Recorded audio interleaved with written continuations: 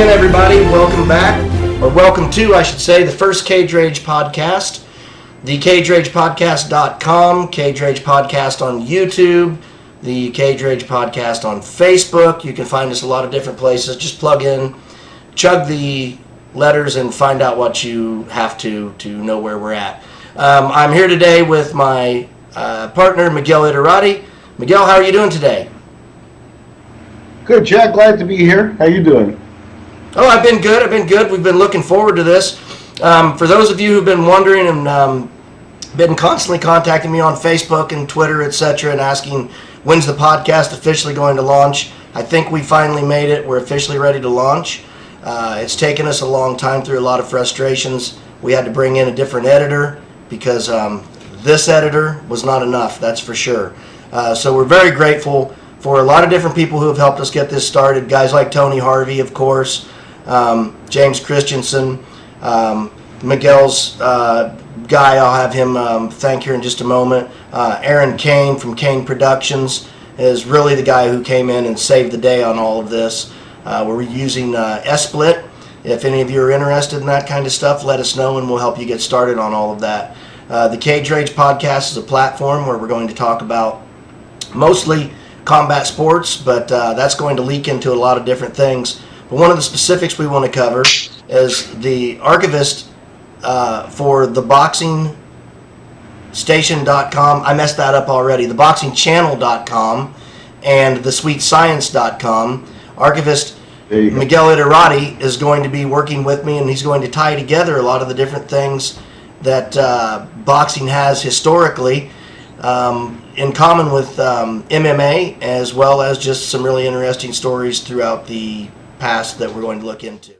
Listen, let's go through a little bit of what we're actually going to be covering before we get started. So I've had a lot of questions, a lot of emails and Facebook messages regarding what the Cage Rage podcast is really going to be about. We want to make it clear that although we are a combat sport channel, that we're about more than just combat sports. But we're going to try to have a lot of fun in doing this. We have some people behind us that are interested in this as well. I'll let Miguel talk about that a little bit, and then we'll get started on today's topic.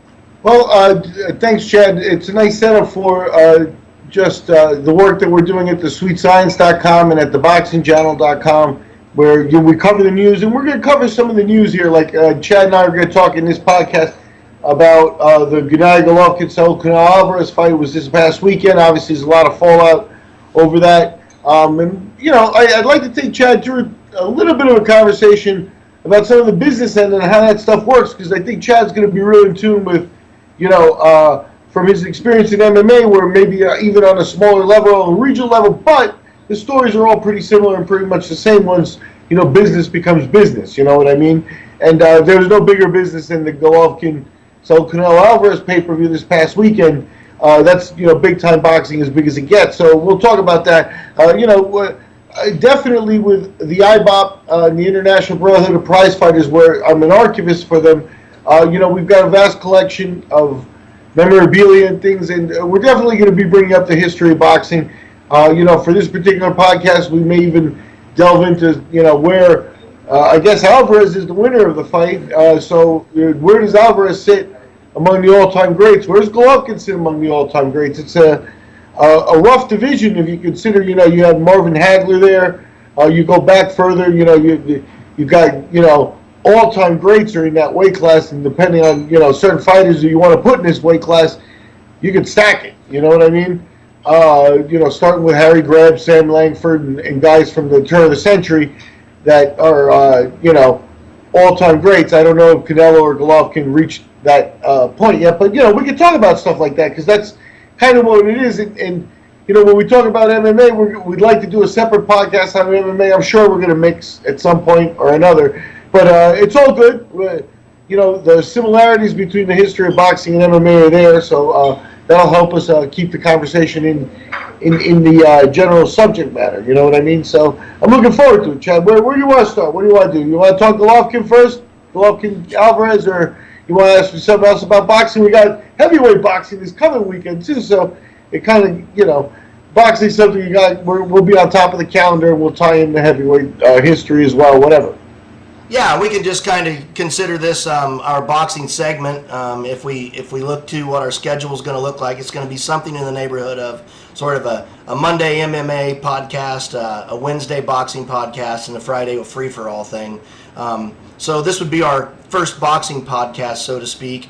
And since the Triple G and Canelo thing just happened, why don't we go ahead and start with that? Obviously, there are a lot of people that are angry about this, and they're, I mean, it's to be expected in boxing. Anytime that you go to a decision, you leave things to the judges, and hey, this is what happens. Is the sweet science becomes not so sweet when fans get involved and want to start screaming at one another about who actually won. I don't necessarily have a comment on that myself, but I know that you do. So why don't we start with, where do you believe the sweet science is at in terms of referees and judges manipulating the outcome of a fight? It's hard to say exactly where it is, or how detailed it is, but it definitely has is a factor, and it just has to be a factor, considered as a factor. I'll tell you, here, the bottom line is in the first fight, they went into it with, what turned out to be a controversial set of judges, but they used straight Las Vegas commission judges that are doing, including Adelaide Bird, who's the person who caused the controversy by seeing the fight for Canelo. The other guys had a real close fight, and that's what we had this last time. Now, this for the second time, they were aware of it, and they went ahead and they got judges that didn't have controversy around their names, and judges with solid histories and stuff like that. But once again, it was a very hard fight to judge. So that's the other part of it. Is, as a former judge, I watched the fight. I caught it from the fourth round live. I've watched it since, obviously, but I caught it from the fourth round live. And I was looking at it and I said, man, this is going to be a hard fight to judge. Something's going to suck here. So the bottom line is where does everything start to go Canelo's way? Is, at the end of the day, these judges, and you can look this stuff up in the Nevada Commission, their paperwork and legislation and stuff is all online, right? I mean, I believe the judges and the boxing referees get like a fee of, a certain amount of money for each fight. It's a couple $100 or whatever it is. Yeah, it's not much. Yeah. However, for a fight like Canelo, everybody gets a little envelope. And, in some of those, that's very substantial.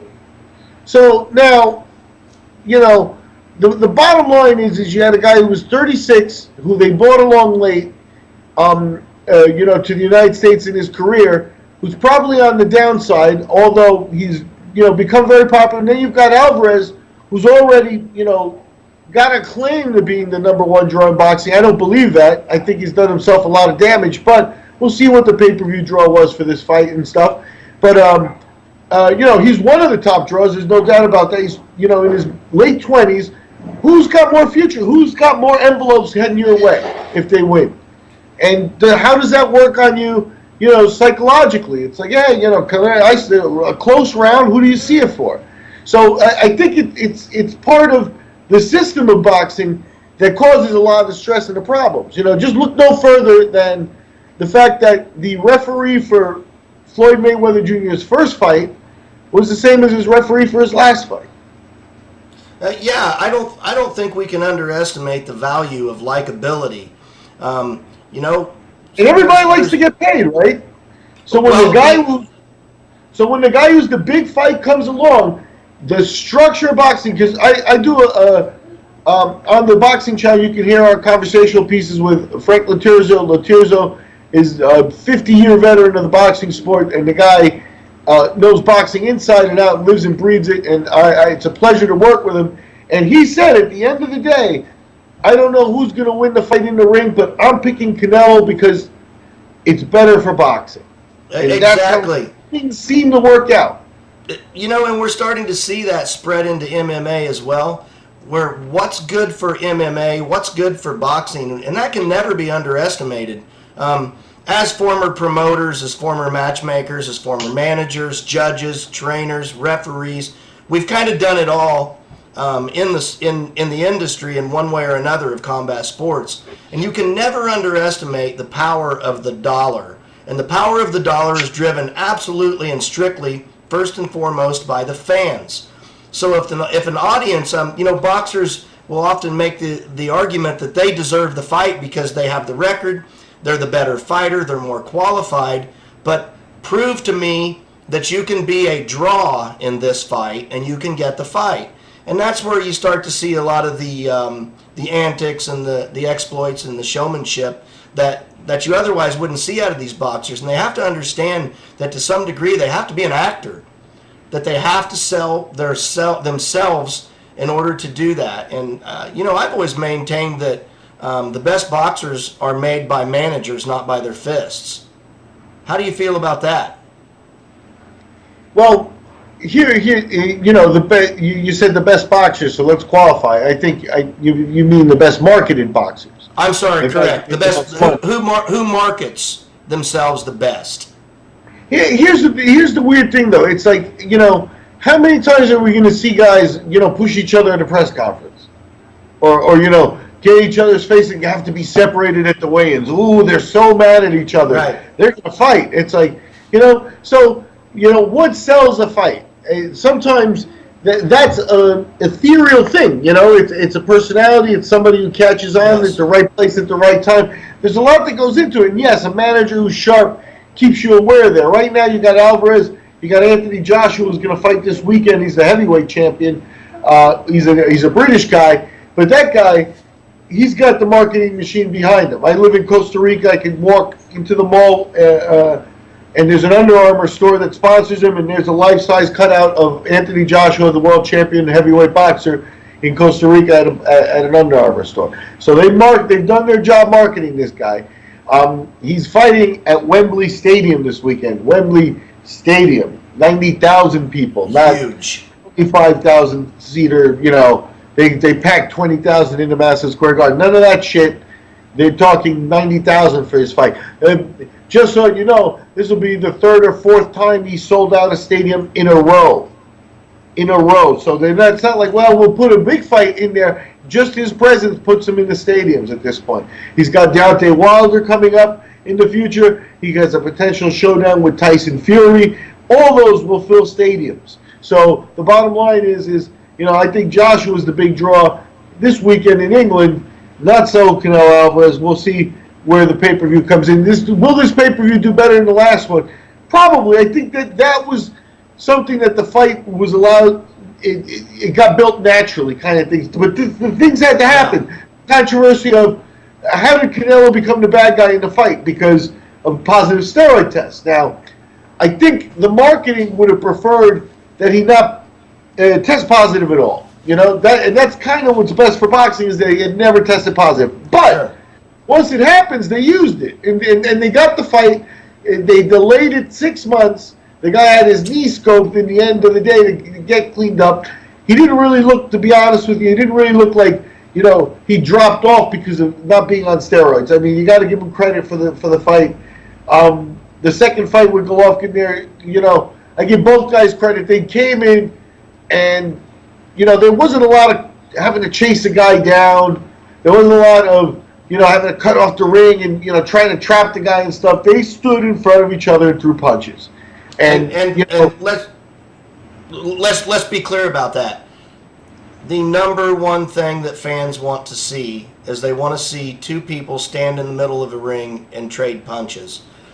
They're much less interested in the idea of counter-punching. They're much less interested in defense. They want to see a hard offense, and they want to see both people being offensive at the same time. That's what makes that exceptional fight that only happens once in a great while. And I think everyone was hoping that this was going to be that fight.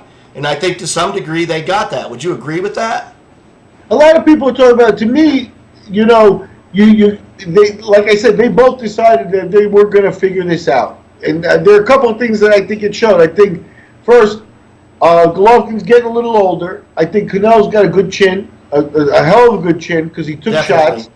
Golovkin also has a good chin, so now that's the essence of the problem. Neither guy can hurt the other guy. So at the end of the fight, you had two guys that were drained, but they were lucid because they hadn't been rocked. There was nobody who was close to getting finished. There wasn't any moments like that in the fight.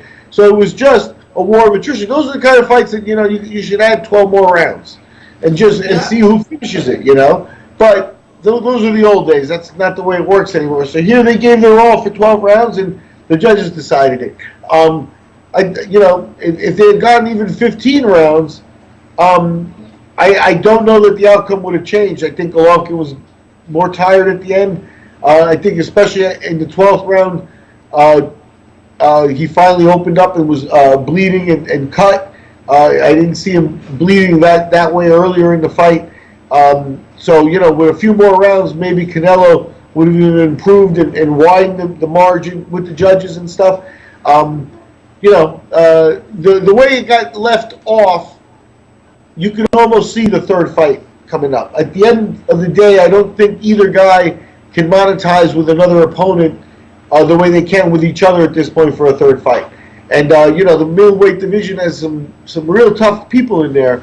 One way that, Alvarez could make money is to go to England and fight Billy Joe Saunders. I don't know if Saunders has the type of sponsorship that could really put together a huge package for him.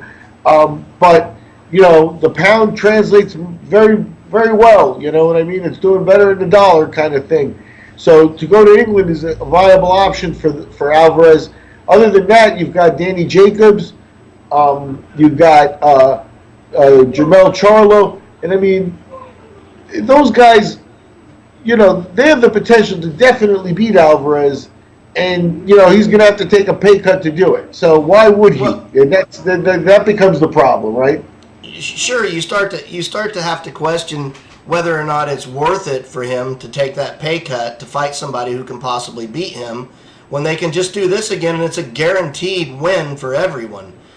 Those built-in guaranteed wins where you're getting the sellout, that's a really hard thing to ask somebody to walk away from so that they can defend the crown, as it were, and break the bottleneck up. Just because people are standing in line and they're getting older, that's what they have other weight classes for at the end of the day. I hate to say it that way, but the fact is that the payday is what matters. These guys don't punch each other in the face for fun any longer.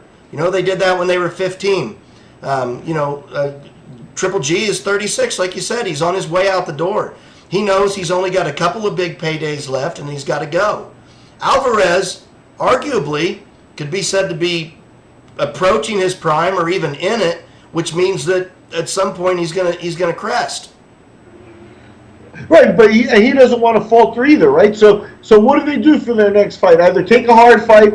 Canelo could do something where he can attract I'm not sure if a huge name right now. But when he fought Julio Cesar Chavez Jr., so some opponent like that, somebody who's like a lower, like not a real threat to beat him kind of thing, but that they can market, they can get the money out of it. I can see him doing something like that.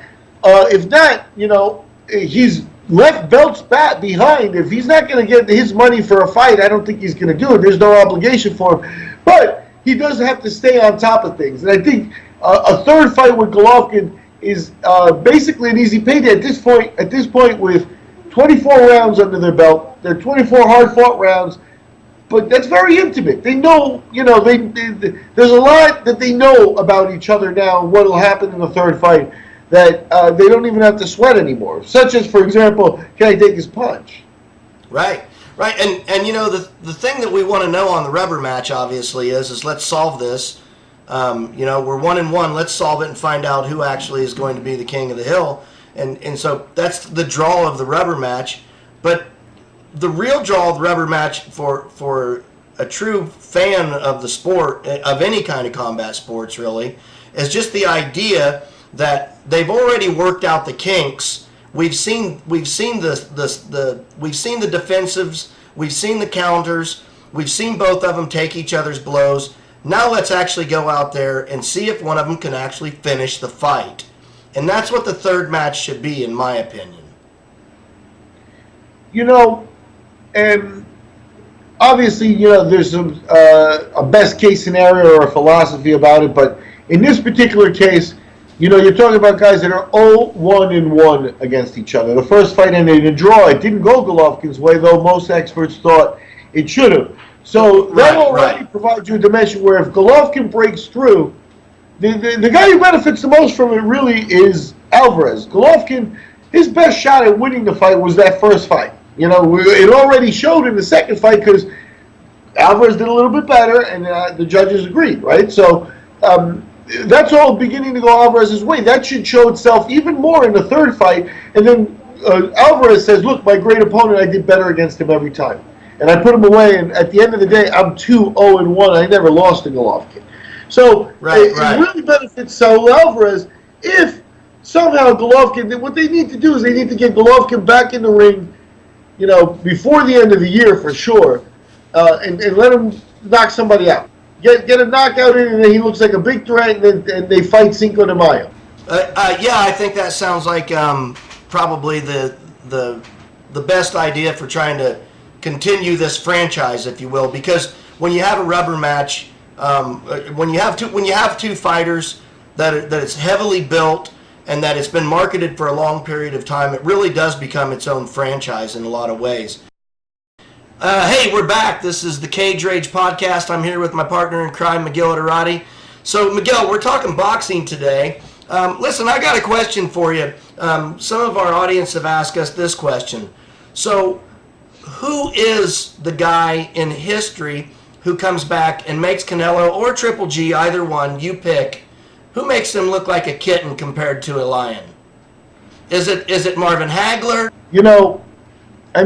Here's the situation. With Marvin, you got a guy that you're not questioning his power at middleweight. And with Alvarez, I'm going to question his power a little bit at middleweight for right now. And Alvarez won the fight. Golovkin is a knockout artist, and he was throughout his career. However, he hasn't knocked out Alvarez. He wasn't able to knock out Danny Jacobs. So he's run into a couple of guys that at a certain level, he was he lost that knockout power. Maybe age had a little something to do with that. Yeah. But with Hagler, you're talking about an all-time great that, the power that he could take out an opponent. I think he could knock out Alvarez. I think he could knock out Golovkin if the fight happened. Now I don't know. In the technical part, Hagler was a bull. Hagler was the kind of guy that could give them trouble because he could put both of them on their back foot, and them fighting backwards is a little bit different, than them fighting forward. Here, Golovkin fought backwards for the first time, and at the end of the day, he lost the fight. So, and then if you go back in boxing history, I'll give you a name. Is a name that is a big name, and many consider him the all-time greatest fighter of all time, and that's Harry Greb, and he's from Pittsburgh. And you talk about a different breed of guy, just a completely different breed of guy. A guy, for example, 250 fights. So if you add all the fights of Canelo Alvarez, and Alvarez started pro at 16, so you can't say the kid hasn't fought, right? But Absolutely. if you could add 50 amateur fights before he was 16, and then take all his pro work, and Alvarez gets to 100 fights. Golovkin, out of respect, Golovkin has a huge amateur career with 300-something fights, but those are 3-round fights. In Greb's case, you're talking about almost 300 professional fights, years in which he fought 50 times every, week and stuff like that, and at a high level. Greb died at 30, already been fighting for years. He was having an eye operation, and he died basically on the operating table. One of 2 world champions that we lost in those years having that type of operation where they were having, scar tissue and some stuff removed there. So Greb died early. You tend to be a bit of an encyclopedia when it comes to things like this, which is why, I kind of defer to you on just about everything that has to do with boxing. You're an archivist for thesweetscience.com and the Brotherhood of Boxing. I know I probably screwed that up again. And the boxingchannel.com. And so because of that, you have a lot of access to things that a lot of other people are not going to have. And so I really want to try to explore that with you at some point as we get deeper into this, and we can bring that kind of stuff to the audience and maybe show off some of those treasures and allow them to see the Sure. the amazing Sure. things that you've accumulated, or that your people have accumulated through you. That's what's it's all about, really. Here, when Greb died in October of 1926. Like I said, getting that operation. 26. So you're talking about a guy that could have fought Dempsey, never fought Dempsey. Now, the guy who beat Dempsey, Gene Tunney, is an all-time great who retired with one career loss. One time he lost. He's the guy who beat Dempsey, beat him in a rematch. Why didn't he face Dempsey? What's the story on that? He was basically a middleweight, and then Dempsey at that point was monetizing his money. Okay. Around that time he had just come off the Carpentier fight, and it was about fighting heavyweight. He fought Tunney. The bottom line is Tunney is, I think, 70-1 overall in his career, a Hall of Famer, and an interesting guy. Tunney was a guy who came from money and a family of wealth and stuff. So one of the famous stories about Tunney is, that he was a technician and he loved his boxing and things like that. And that at one point he made $990,000 for a fight, back in the 20s. So what he did is he wrote the promoter a check for $10,000 just so that he would get a check for $1 million. Nice. Tunney was a guy who's got his place in history now. The only guy who's ever beat Tunney is middleweight Harry Greb. Now, Greb also lost to him 3 times, but he did sneak that win where he beat the fuck out of him the first time they met.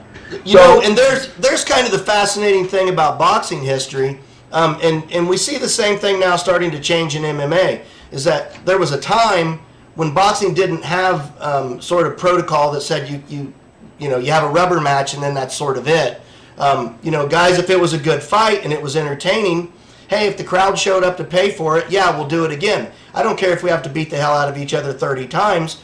We'll have fights like that. And if you look through the annals of boxing, you can find a lot of these guys fought each other numerous times, not just 2 or 3 times, but many, many times over. Can you expand on that a little bit? Greb is the king of that. And, the fighters of that era, they looked at it very different. I think that you hit on something very interesting there. That, there comes a point where if you're going to have to compete, at the end of the day, the basketball teams play each other, constantly. Over the years, over the course of their career, they may have played the Knicks versus the Boston Celtics 5-6 times a season, if they're in the playoffs together. So they get to know each other. Now, add that to let's be clear about that. Basketball teams are different every season. Football teams are different every season. Boxers are always the same people fighting one another. Sure. Although they're different from age, they're different from wear and tear. They're different from whether they're divorced or not, what their diet was, who they're training with. You can see a drastic difference in a boxer just from his changing in management or his changing in location, his gym, things like that. They're fascinating minutiae that come with the combat sports that you just don't get from team sports, which I think is part of the draw to it. Yeah, no, the intimate aspect of one-on-one, which is at the end, what makes the sport appealing, adds a different dimension to it. And I mean, the bottom line is, if you got a couple of guys that have gone really, really, really hard at each other a few times for money, and people heard it's a show, because this is time, it's not like people rushed out to YouTube and they can see the fight, or even turn on a television or anything like that. So the idea of, hey, did you see Joe Janet fight Sam Langford? That fight happened maybe 20 times, right? But they would do it in different spots, and they would know the payday, and the payday might measure how hard they go at each other, too. And that's just human common nature. I don't want to talk about they fake fights or anything like that. If we beat the hell out of each other for $1,000 10 days ago, and we're going to do it again for $300 in a couple of days, hey, maybe we save something for that next $1,000 payday. Right. And it's just, again, you're talking about guys at $1,000, supposed to be a lot of money, but at the end of the day, none of that stuff stretched itself out, that long, and there's always boxes with broken money. So, it's a situation there where it was just a whole different time. They were, but literally that road show of doing the fight, in apex boxing places, San Francisco, Chicago, Milwaukee, on the East Coast, you had New York and Philadelphia, certain times there were fights in Mexico, and Panama had a time where they were a hotbed back then. So, they literally went around. We talked, in other conversations, we talked about how a lot of the black fighters went on Tour de France in the early 1910s and things like that. And they were just going over there for the payday and literally fighting in front of crowds of, well-dressed, well-coiffed elite, Hey, you're back with Chadillac at the CageRagePodcast.com. We want to hear what you've got to say, so let us know right below in the comments section. If you're on YouTube, you can ask us any questions you want to. We'd love to hear from all the audience and know what you think about what we're doing. Specifically, we're doing a segment each podcast where we ask the viewer to send us a question. You can send us a question at Chadillac at thecageragepodcast.com or Miguel at thecageragepodcast.com. You can obviously contact us on Facebook as well, and you can ask a question and we'll try and answer that. Send us any of your questions on boxing and MMA history, and if we can't find it, probably nobody can. We have a great access to archives that a lot of people have never seen before, and we're dying to get deeper into that and share those treasures with our audience. So let us know what you're looking for and what you like and what you don't like, and we'll try to make improvements every time on this podcast. Yeah, listen, one of the things that we had an audience member ask is, what are the top 3 trilogies of all time? So, in other words, from a historic perspective, tell us historically 2 rivals that sort of met over and over again and had the huge draw and had the anticipation of the crowd, and then go ahead and give us a sort of maybe a 70s, 80s version of the same thing, and then let's talk about the modern era and where we're at with modernity and who the big boxing trilogies are today. Take it away, Miguel. I mean, when you talk, I know it's a big question. You said trilogies, you said the 70s. I mean, I can't avoid, you have to talk Ali Frazier. And I mean, the bottom line is that's in the heavyweights, and maybe we want to talk about middleweights and stuff, because Golovkin and Alvarez, but Golovkin and Alvarez will never reach that lofty level. When you're talking about 5 guys that fight 3 times against each other, you were talking about 15-round fights at the time, so I think that there was something about the fights themselves that saw the guys extend themselves more. I don't think we've gotten to that level here. I think we had a real hard-fought fight last time. I'm not putting it down, but there wasn't the type of near-death experience that gets described when you look at the Ali and Frazier fights. And Ali and Frazier, the thing it's you want to talk about the intimacy of a fight. What becomes interesting is the before and after, because in some cases, like in Golovkin and Alvarez, you have a situation there where I think that the dislike for each other is real, and part of that has to do with the very basic facts of, Golovkin looks at it and goes, all right, I finally got it. This is my big money fight. I won the first fight. I got robbed for a draw. Now the second fight gets delayed because the little punk, tests positive for steroids. I'm older. My paydays, I'm still not getting a huge payday because he takes all the friggin' money. So I think that there was that natural, I don't like him so much. Meanwhile, Alvarez. So you don't believe that was a manufactured thing. You actually think that these 2 guys genuinely do not like one another, even after everything is settled in the ring after the third fight. I think it's easy. It may change, because I think that at the end of the day, after a fight like the second one, you kind of earn respect for each other, and that's the one thing that people who don't fight, and I'm an observer, but you have to recognize that something happens there when you go to the bar, in a small show, the guys that just fought their hearts out are sitting at the bar doing shots together. At a small level, at a high level, when they hug each other at the end of the fight, sometimes it's like, and I'm off. Sometimes it's like, fuck, man, we did something like with the, you wanted another trilogy, Gotti and Ward. Now, probably not fought at the level of boxing that Golovkin and Alvarez attained, but I think, much more crowd-pleasing fights. Yeah, I mean, how much more important is that? How much more important is it that was a crowd-pleasing fight rather than a fight of, say, the Mayweather caliber? Where, in my opinion, I respect it for what it is, but I'm an MMA guy at the end of the day. I grew up with boxing. I understand it well enough. But my draw to MMA came from the idea that it was much more brutal, much more to the point. And when you watch a guy like Mayweather, or even the heavyweights, you remember Bird. He was amazing. The guy couldn't get hit.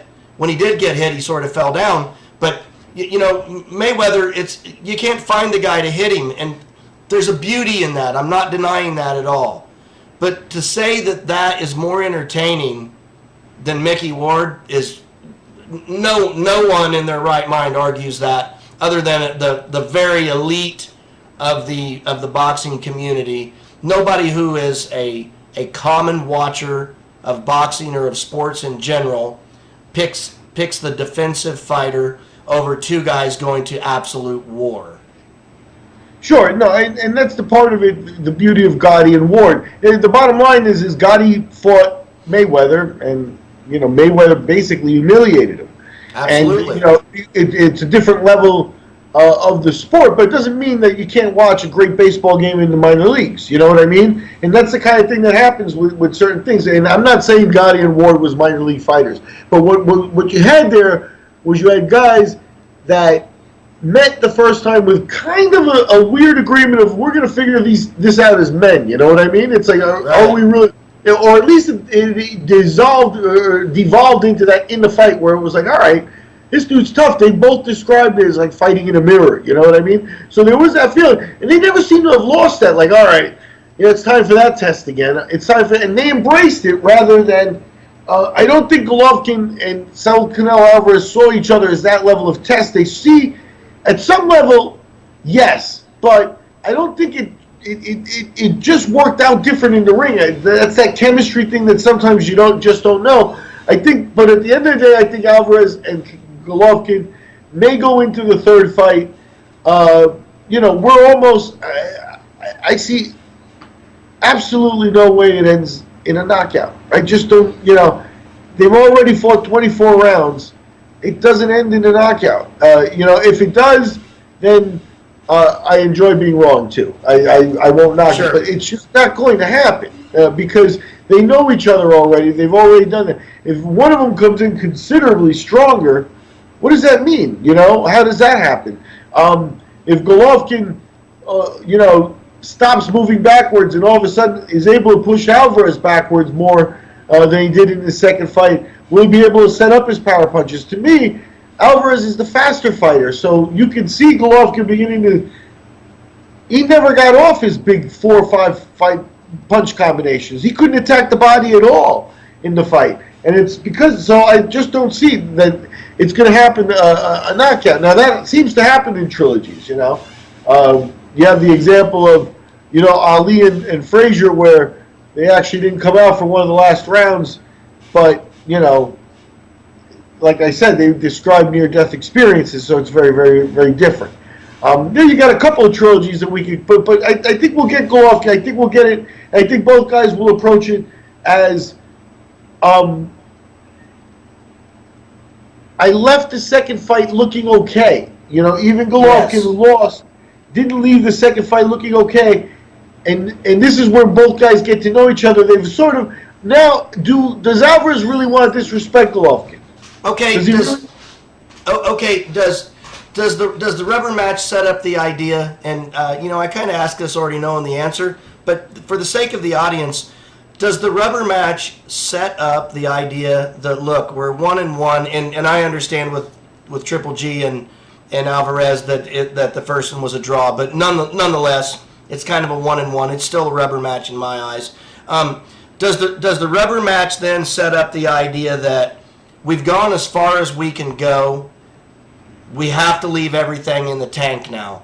We have nothing to lose except everything, and we have nothing to gain except everything. So at this point, it's we're either going to be warriors and we're going to put it all on the line or we're going to go out there and we're going to try to defend our legacy. And by defending our legacy, we kind of ruin it in that way. How do you feel about that? Oh no, I think both guys will firmly fight for legacy. I think you'll get a fight that will at the end of the day, if Golovkin breaks through with the knockout, Canelo will be a long way bouncing back, but he'll bounce back. He still has time. Yeah. So but I don't see Golovkin as improving as he ages here to go into a third fight. I think his chances have diminished. Now Alvarez. Well, and if Golovkin, if Alvarez knocks Golovkin out, let's say it happened, that's a long fall for Triple G at that point. Well, the situation there is this: it would definitely be a signal that Triple G's heading into a new point of his career. You know, I don't know how much he'll want to fight again or whatever, because what faces him is some of those guns like Jamal Charlo, the guys that are looking for a big name, and he could he needs to be careful with who his next opponent is if he were to be knocked out in the third fight. With Alvarez. So, but if it goes the other way, Alvarez can bounce back. But if it goes this is what has to happen here: is at some point in the last couple of fights, is Alvarez still mad at GGG, upset about the trash talk and things like that? Does his arrogance come up, or did GGG earn some type of respect? Where how much is he going to try to knock him out if he respects him? Speaking of GGG. Who are some of the Eastern Bloc fighters that you would pick to say that GGG maybe has, or that Triple G has, not necessarily mimicked, but his career maybe kind of mirrors in some ways? Well, you got to hold, to me, you look at a lot of the guys that are big names in some of the weight classes, and basically, boxing has evolved into a sport in the States where it's mainly based with blacks and Latins. And the Europeans, and I'm talking mainly about the Eastern Europeans, although the British have their own flavor, right? But the British, the Europeans, Eastern Europeans have come over to the States, Polish fighters, you've had guys that come over there from, all of the former USSR countries, Ukraine, Russia, Kazakhstan. They all have guys that come up, and they come up at an elite level. So that's what I think you see there is I think you see remnants of the old Soviet system where they put a lot of input into the sports, and you still had these new countries that all came up, but they still had kids competing at a high level in the sport, and all of a sudden these guys came up. So now what happens is they're no longer tied to like a communist regime or a system that now they can turn pro. So all the Olympians from Russia, from Cuba that never turned pro in previous generations can now turn pro, and that's what you see now. You see in the cruiserweight division, you've got Alexander Usyk, who's at this point, people are talking about him moving to heavyweight and challenging for the heavyweight belt. He really had a spectacular fight in his last outing. He beat another one of those guys, Murat Gassiev. Gassiev, 24, 25 years old. A real killer, ran into Usyk, was very technical, and Usyk, kind of gave him a boxing lesson. But Gassiev will be back. You got Vasyl Lomachenko, who many consider the best pound-for-pound fighter on the planet now.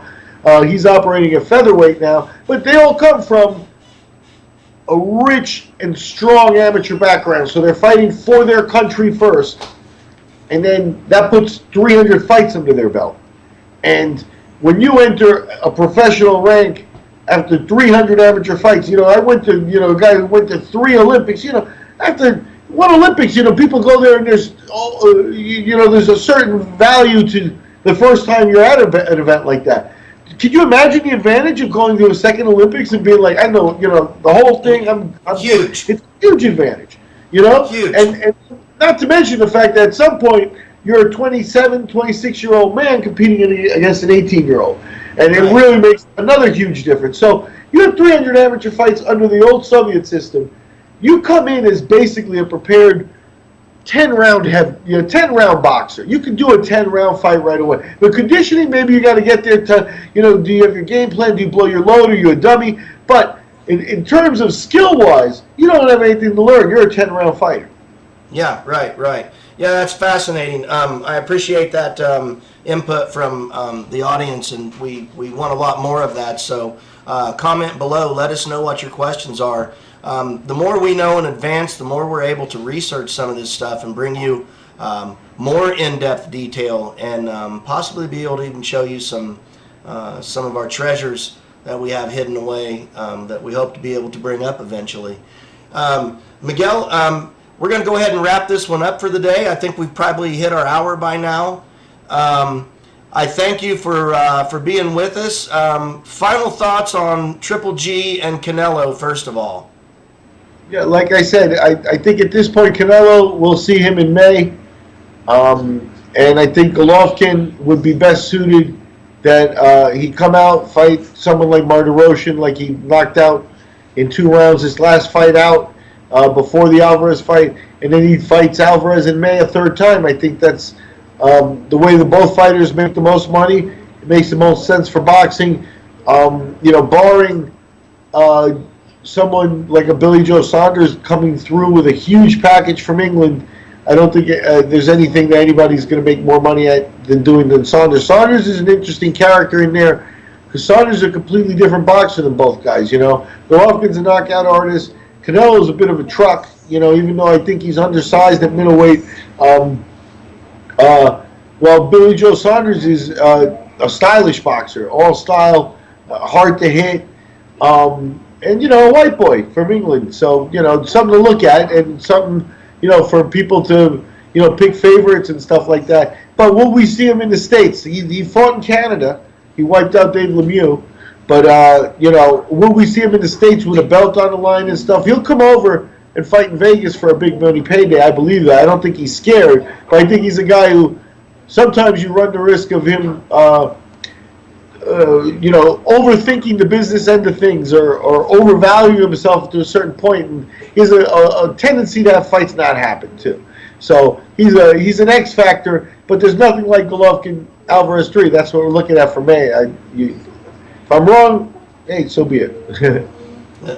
Great. And then the one other thing I wanted to finish with today was the fan question that we had that was answered on several different levels. So just one more time, just to wrap that up, pick your final what's your final analysis on the big 3 for the rubber match? Who are the big 3 in the rivals in boxing history? All right, let's just. I mentioned Arturo Gatti and Mickey Ward as rivals. As rivals, they deserve a spot. I've met Mickey Ward on a number of occasions. A guy, to this day, he drives a truck. He probably puts some money away, but he's still, a very accessible guy and a good guy. And he's aware of what he did was something that impacted a lot of people, because when you see him in public and stuff. Mickey Ward is a guy. Everybody saw the movie and all sorts of stuff. I actually met his brother too. That we were at the Hall of Fame in 2016. So I got to meet the characters from the Ward movie there. So I think the Ward movie didn't even cover that trilogy. So just so you can see that the guy was worth definitely every boxer's a story unto itself. But I think Mickey Ward and Arturo Gatti, that deserves a spot, no question, as far as rivals, guys that really were cut from the same cloth, You got to mention Frazier and Ali, because that one is one that, in 400 years, Absolutely. People will be still watching that video and those types of things.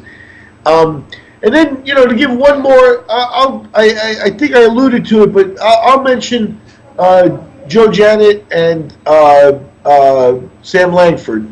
And those are 2 fighters that never got a shot at the World Heavyweight Championship back from the Jack Johnson era. They were considered every bit as tough, if not tougher than Johnson.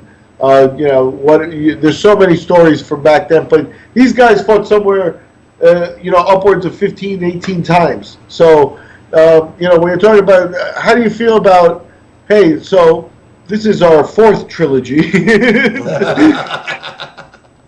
Well, what? And we'll pick up on that next time then. Multiple times is the old time look at it. And with Gennady and Langford, you got guys that are all time great. So if anybody wants to, look up the names or learn about guys, they're among the most interesting stories that you're ever going to read. Fantastic. Miguel, thank you. I appreciate all of your knowledge. I appreciate your time. I've had a blast today. For all of you fans below, this is the Cage Rage Podcast. You can find us on thecageragepodcast.com. Subscribe to that. Hook up with us on Facebook. You can find us on Twitter at thecagerage.com. You can also find us at XSplit. Is the propagation that we use to put this out to the world in the podcast universe.